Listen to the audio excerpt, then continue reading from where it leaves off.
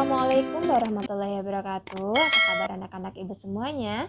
Nah, di video kali ini kita akan belajar tentang rumus jumlah dan hasil kali akar-akar persamaan kuadrat. Nah, seperti apa materinya? Silakan simak video berikut ya. Selamat belajar. Rumus jumlah dan hasil kali akar-akar persamaan kuadrat, di sini ibu singkat dengan PK ya, persamaan kuadrat. Jadi nanti kita akan belajar tentang rumus jumlah dan hasil kali akar-akar persamaan kuadrat itu. Oke. Yang sudah kita ketahui bahwasanya bentuk umum dari persamaan kuadrat itu adalah ya, bentuk umumnya itu AX kuadrat ditambah BX ditambah C sama dengan 0, seperti ini. Dan kita kemarin sudah belajar bahwasanya akar-akarnya itu adalah X1 dan juga X2. Tetapi kalian juga bisa menyebut akar yang pertama itu misalkan dengan huruf ya, M, atau nanti X keduanya itu N gitu. Jadi MN atau PQ, RS, seperti itu juga tidak apa-apa. Jadi yang lebih umumnya itu menggunakan X1 dan X2, seperti itu.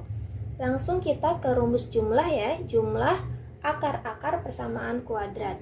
Kalau jumlah berarti akar-akarnya kita jumlahkan begini, X1 ditambah X2. Nah, itu rumusnya adalah min B per A gitu. Berarti min B yang ini per A yang ini. B itu koefisien X dan A itu koefisien X kuadrat. Ingat ya. Nah, kemudian untuk yang B gitu, itu rumus hasil kali gitu ya. Hasil kali. Nah, kalau hasil kali berarti akar-akarnya kita kalikan. Coba. Berarti X1 dikali dengan X2 sama dengan, kalau untuk yang kali itu rumusnya C per A. C itu konstanta, A itu koefisien X kuadrat, seperti itu ya. Nah, lanjut ya. Di sini misalkan kita diberikan contoh nih.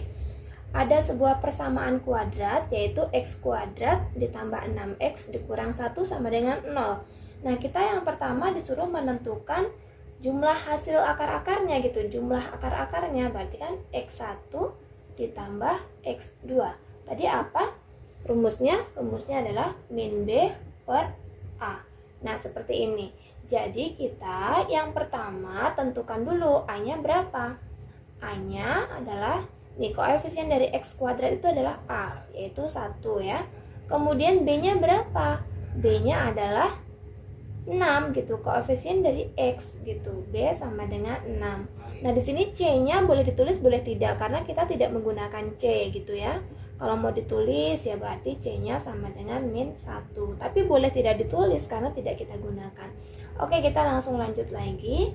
Berarti X1 ditambah X2 sama dengan min B per A. Nah, B-nya itu kita gantikan dengan 6. Berarti kalau min B, berarti min 6 ya. Min 6 gitu per A. A-nya 1. Berarti min 6 dibagi 1 adalah min 6 gitu. Seperti itu ya. Min 6. Nah, sekarang kita yang kedua yaitu kita akan mencari hasil kalinya. Hasil kali berarti dikali akar-akarnya gitu ya. Sama dengan apa tadi rumusnya? C per A begitu. Nah, X1 kali X2 sama dengan C per A. Sekarang C-nya. C-nya kalau di sini digunakan ya, berarti C-nya adalah negatif 1 gitu per A. A-nya 1. Berarti negatif 1 dibagi 1 hasilnya negatif 1. Nah, seperti itu cara mencari jumlah dan hasil kali dengan rumus ya. Oke, misalkan kita diberikan latihan soal seperti ini, Kak. Sebuah persamaan kuadrat yaitu X kuadrat dikurang 2X dikurang 3 sama dengan 0. Tentukan nilai-nilai berikut ini ya, tanpa mencari akar-akarnya terlebih dahulu. Berarti kita akan menggunakan rumus jumlah dan hasil kali yang tadi kita sudah pelajari. Nah, kita langsung saja ya, kita jawab nih yang A gitu. Nilai dari X1 ditambah X2. Nah, berarti yang pertama kita tentukan dulu dari persamaan ini gitu kan.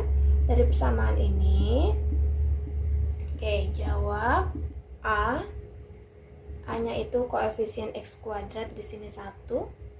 Kemudian B-nya itu koefisien X, yaitu min 2, gitu ya, negatif 2.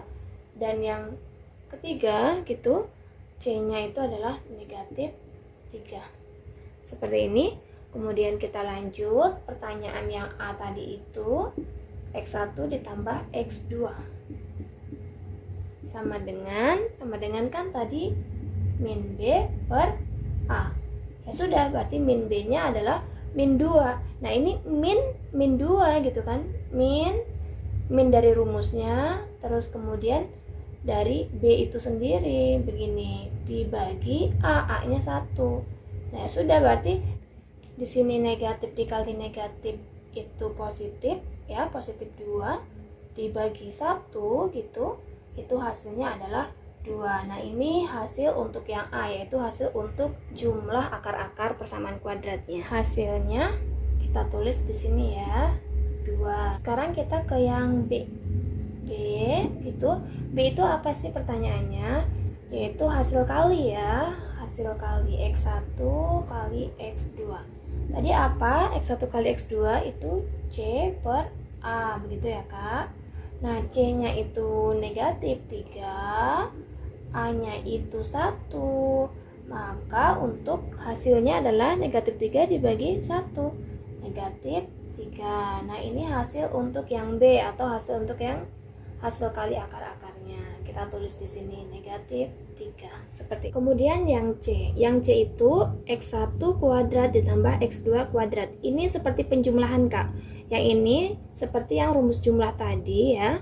Tetapi dia X1 dan X2-nya itu masing-masing dikuadratkan terlebih dahulu. Nah, nanti kalau ketemu bentuk seperti ini, kita akan rubah menjadi nih X1 ditambah X2 begitu Kak. Tapi dikuadratkan di luarnya. Gitu ya, dikuadratkan di luarnya.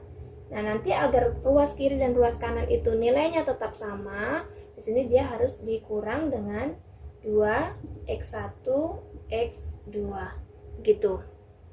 Kita lanjutkan lagi.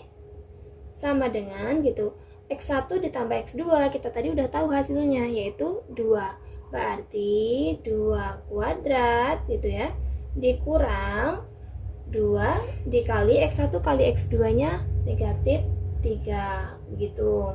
Nah sama dengan ya, 2 dikuadratkan itu 4, kemudian negatif kali negatif positif berapa? 2 kali 3 positif 6, hasilnya sama dengan 10. Nah ini gitu ya, ini untuk yang C. Kemudian yang D ya, yang D itu adalah 1 per X1 ditambah 1 per X2. Nah ini sama dengan kita menjumlahkan pecahan yang penyebutnya itu belum sama gitu ya Kak ya. Jadi nanti kita akan samakan penyebutnya gitu ya. Kita akan samakan penyebutnya dengan cara mengalihkan penyebut yang pertama dengan penyebut yang kedua. Seperti itu saja Kak. Berarti X1 dikali X2. Nah kan di penyebutnya X1 itu kita kalikan X2 Kak, maka atasnya pun kita harus kalikan dengan X2. 1 dikali X2 gitu ya, 1 dikalikan X2 itu X2 gitu. Nah yang ini X2 kan untuk penyebutnya kita kalikan dengan X1 nih, dengan X1, maka atasnya pun akan kita kalikan dengan X1. 1 dikali X1 sama dengan X1 gitu ya. Jadi nanti ini X2 ditambah X1 itu sama dengan X1 tambah X2 gitu Kak ya. Atau di sini Ibu tulis saja. Itu boleh kita balik Kak gitu. Kemudian X1 dikali X2. Begini boleh. Terus kita lanjutkan ya. X1 ditambah X2 berapa tadi? 2. Kemudian X1 kali X2 berapa tadi? Negatif 3. Maka hasilnya nanti menjadi negatif 2 per 3. Seperti ini. Jadi mudah kan Kak? Di sini saya tambah lagi contoh soalnya ya. Yang kelima itu misalnya seperti ini Kak. X1 dikurang X2 dikuadratkan. Nah, seperti ini. Nanti pembahasan untuk yang E seperti apa? Yuk kita jawab ya. Yang E gitu. Ini sama saja ya. Berarti nanti kita menjadi X1 dikurang X2, kita tulis dulu soalnya, sama dengan ini nanti menjadi X1 kuadrat ya dikurang 2X1 X2 itu, kemudian ditambah X2 kuadrat. Nah, kalau sudah seperti ini, nanti ini X1 kuadrat ditambah X2 kuadratnya kita tulis dulu, kita pindahkan, dikumpulkan dulu. Nah, seperti ini, kemudian 2X1 X2 gitu. Ini nanti seperti yang C tadi itu kita rubah menjadi, kita masukkan ke dalam kurung ya, kemudian kita kuadratkan, terus dikurang yang ini dikurang dengan 2X1 X2, kemudian kita kurang lagi dengan yang ini 2X1 X2 begitu. Kemudian sama dengan ini tetap ya, X1 ditambah X2 kuadrat, maaf, kuadratnya di luar, kemudian ini min gitu ya. Kemudian sama semuanya, variabel-variabelnya sama, berarti di sini min 2 min 4 X1 X2. Ini artinya kali gitu ya, kali gitu. Oke, kita lanjutkan. X1 ditambah X2 tadi berapa? Sudah ketemu tadi yang pertama 2 ya gitu. Berarti di sini 2 kita kuadratkan gitu, dikurang dengan 4 kali X1 kali X2. Cari 4 kali X1 kali X2. Nah, ini tadi di sini berapa? Diingat-ingat, dicek lagi yang tadi negatif 3 gitu ya. Berarti negatif 3. Nah, hasilnya sama dengan 2 kuadrat itu 4. Negatif 4 kali negatif 3 itu plus 12. Nah, hasil terakhirnya adalah 4 ditambah 12 itu sama dengan 16. Nih, nanti kalau ketemu soal seperti ini, itu caranya begini ya, Kak. Walaupun nanti di sini misalkan akar-akarnya diganti dengan P dan Q, misalkan kita ganti dengan P dan Q, misal begitu.